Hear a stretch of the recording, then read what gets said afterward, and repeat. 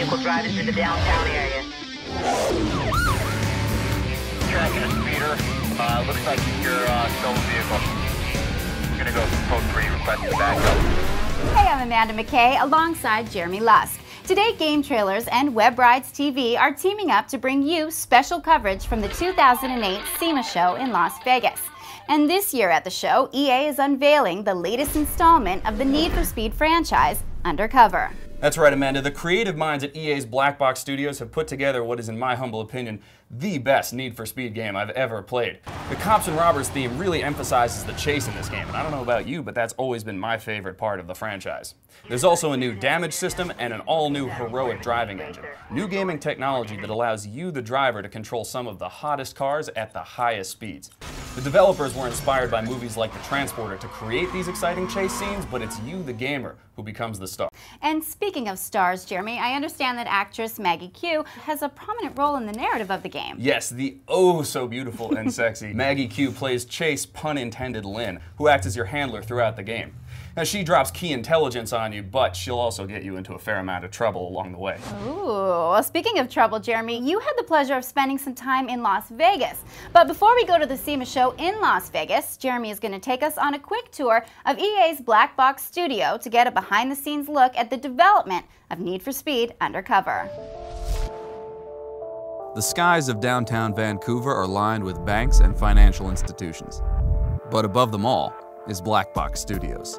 Black Box Studios is more of a boutique type of feel. Very cool. We're in the middle of downtown. We have the best views in Vancouver here. It's just a very cool vibe. Well, it's certainly an awesome environment. Well, what's great about working at Black Box is, I mean, first off, it's the people here. I think the people make the place. The whole team environment is really what keeps a lot of people here working late. You know, they want to be around their team. They want to make this great product. And I think that transcends into the overall finished product like Undercover.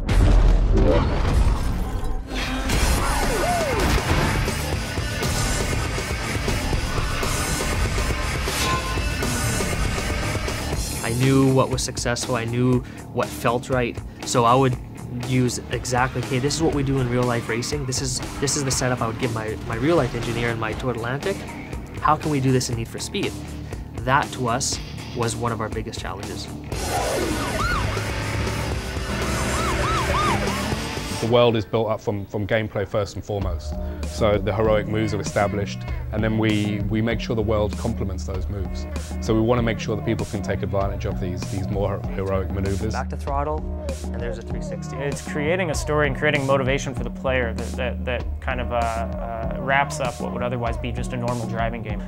So we tapped into all of those resources in Hollywood to create a live-action cinematic story. But he still may be our way in. From the onset, we wanted to create that package. Cops, the open world, the heroic driving engine, and the storyline, and just bundling that total package on. That's what I'm most excited about. This was the first 2-year release cycle for the Need for Speed franchise, and the long-awaited debut of Undercover is finally here. So let's change gears and relocate to the SEMA show in Las Vegas. Now, SEMA is one of the biggest auto shows on the planet, but it's for industry professionals only. That's okay though, because today you're riding shotgun with us as we take a look at the Brembo and Shelby booths where EA has set up stations for the public to play the game for the first time. I'm already down 2 bills at the tables, but that doesn't matter now because we got to go check this game out.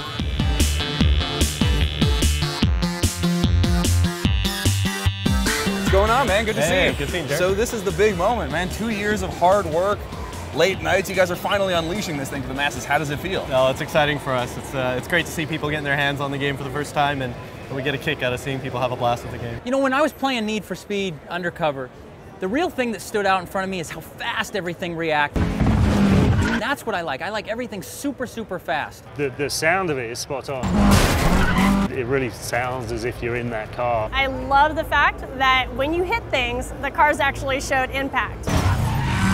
That's something that's real life. So seeing that incorporated in a video game is something that I really appreciate. So now that the public's finally had a chance to play the game, what do the reactions seem to be like?